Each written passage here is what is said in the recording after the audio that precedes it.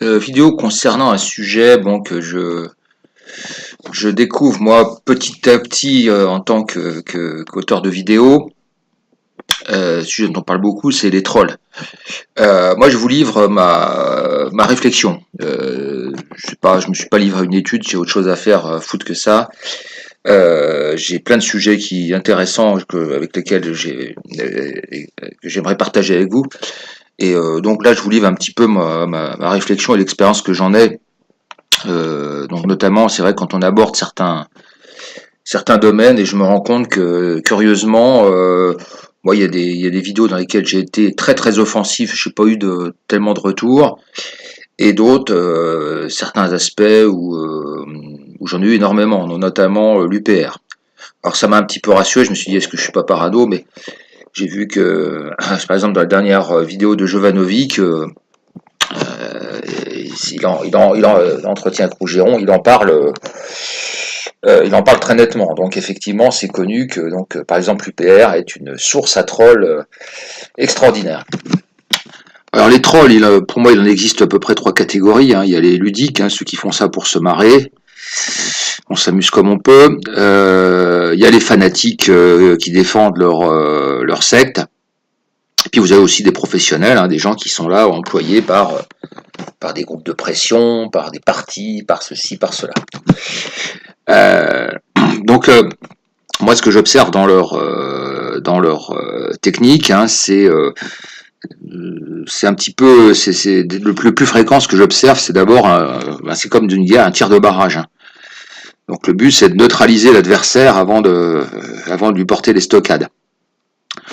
Donc, alors les objectifs, c'est ridiculiser, déstabiliser, terroriser, discréditer, et même infliger des blessures narcissiques. Donc, il y a des insultes. Hein, alors, je vous ai mis quelques-unes de celles que j'ai eues. Débile, con, abruti. Bon, voilà. Alors, si déjà vous êtes atteint à ce niveau-là, vous êtes foutu. Hein. Alors, inutile de vous dire que moi, ce genre d'insultes, bon, je pense que ceux qui me font un peu l'honneur de me suivre ont compris que bon, je veux dire, moi, je suis pas le génie des temps modernes. Mais enfin, j'essaie de faire un travail sérieux. Et honnêtement, ça me touche pas ce genre de, pas du tout. Alors il y a toujours pareil le discrédit, le terrorisme intellectuel, hein, diabolisé, mettre dans un tiroir. Alors ça peut être effectivement facho, le péniste, ça peut être, je sais pas, philippotiste, ça peut être, voilà, toutes sortes des choses actuellement du terrorisme intellectuel possible et imaginable. Il y en a même un qui m'a sorti une sorte de fatwa. Enfin, vous voyez un peu. Il y a la manipulation. La manipulation, alors ça peut être le faux drapeau, hein, ça c'est par exemple le sioniste qui se fait passer pour un extrémiste musulman ou réciproquement, ça peut être tout et n'importe quoi. Voilà, donc il vous provoque, il va à fond et puis il vous fait sortir des lignes rouges. Donc récemment j'ai été confronté à ce genre de choses. Donc c'était un truc qui tournait autour de l'islam comme d'habitude. Et il y a aussi alors il y a cette espèce de piège que j'appelle le piège de racaille. C'est le gars qui demande du respect puis qui vous dit que vous l'insultez alors qu'il vient de vous traiter de débile.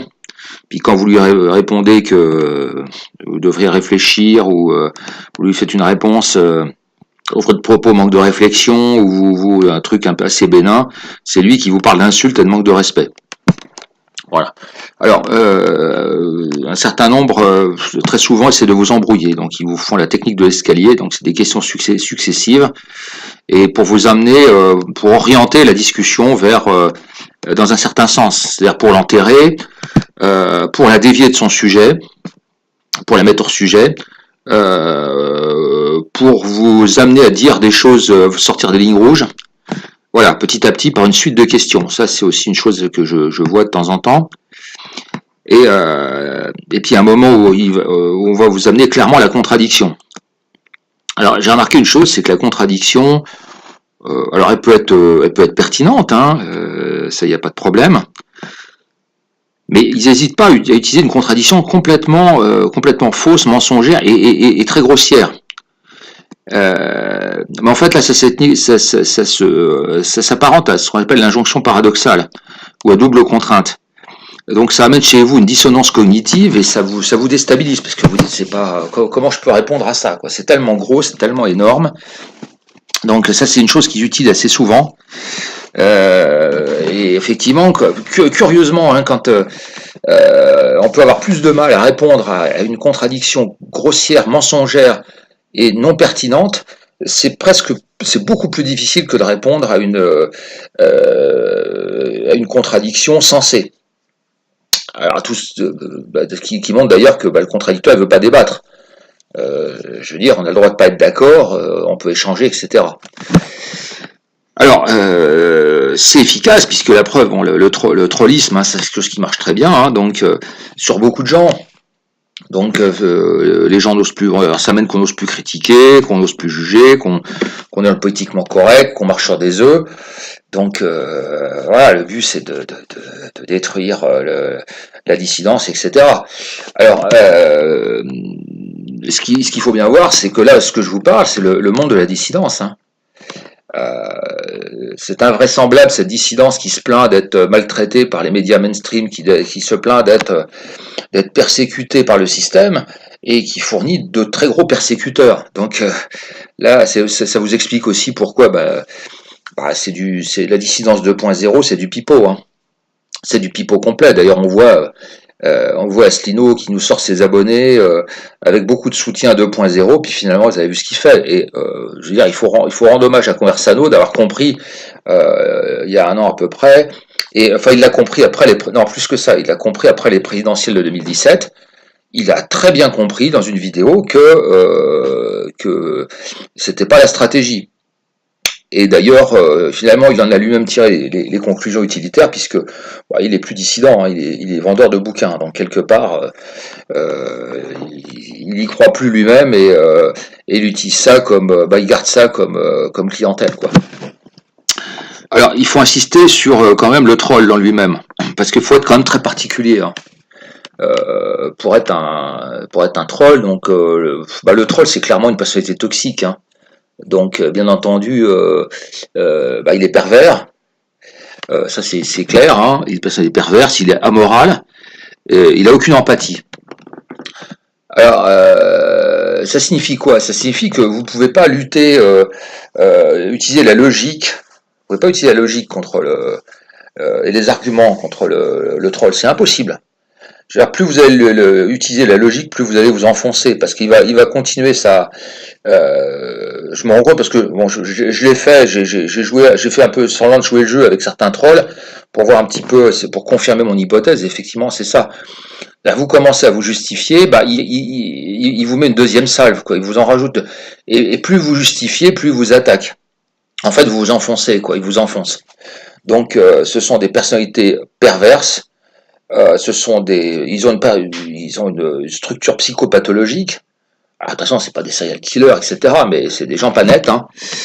Donc, c'est pas la peine d'attendre un moment. Vous savez, quand vous avez des discussions, des échanges avec un contradicteur honnête, il y a un moment où le contradicteur, vous sentez que vous lui avez fait quelque part un peu de mal. Où il sent que vous lui avez fait qu'il vous a fait du mal, et il y a un moment, il y a quand même des barrières, quoi. Il y a des barrières morales qui font qu'on essaie de pas humilier les gens. Voilà. Mais eux là, ils en ont rien à foutre de l'humiliation. Au contraire, pour eux, c'est une de leurs armes. Donc la cruauté va augmenter. Hein. Donc la morale, ils n'ont pas de barrière, etc. Et puis la perversion, ils vont mentir, hein, c'est le mensonge, et puis des mensonges énormes, hein, c'est pas des petites choses. Hein. Et plus c'est gros, plus ça passe, comme dirait l'autre. Donc voilà, c'est clairement c'est vraiment des structures malades. Hein. Alors comment il faut lutter? Il faut quand même une certaine logique, il faut être logique en tout ça. Donc vous avez un message à délivrer, donc moi je m'adresse à ceux qui s'intéressent aux vidéos, qui veulent en faire, qu'en font éventuellement eux-mêmes. Hein, c'est un partage. Ne déviez pas de votre logique, hein, vous êtes là pour faire passer quelque chose. Moi, c'est de l'éducation populaire. Moi, c'est clairement, c'est mon but, hein. C'est-à-dire ce que j'ai ingurgité, je vous le digère, je vous le transmets en fiche et en court résumé, et je vous donne moi ce que j'ai acquis comme connaissance.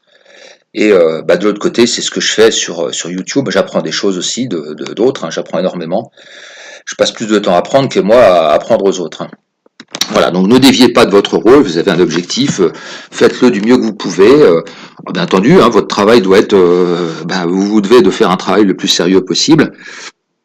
Et sachez que vous vous adressez à qui? Vous vous adressez pas aux pervers et aux trolls, hein, vous vous adressez aux des gens qui sont normalement honnêtes, hein, je veux dire. Donc faut pas oublier ça.